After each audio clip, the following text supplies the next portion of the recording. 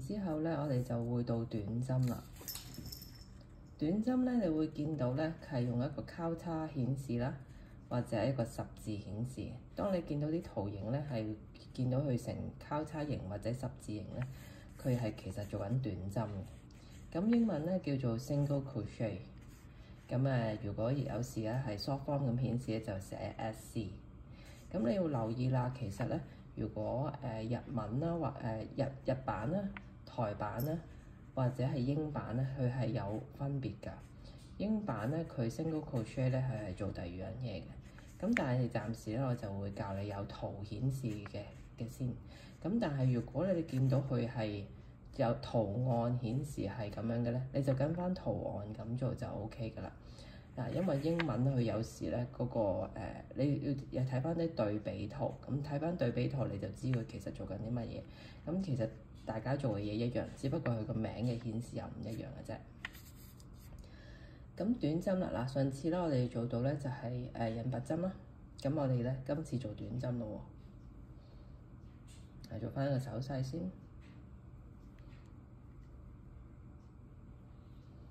好啦，跟住咧你要見到咧下邊個針，記得嚇喺兩針中間嘅下邊呢一針度入針。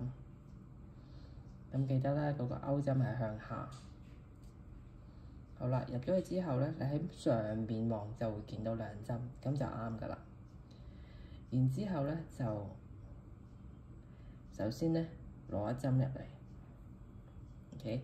咁同條引拔針差唔多嘅，去到呢個位咧，如果引拔針就已經勾過去啦。但係短針咧，佢係攞多一個針，攞多一個針目，喺呢個針目咧就穿過兩針。咁你見到咧，佢係高咗，同埋下底咧係有兩條線嘅 ，OK。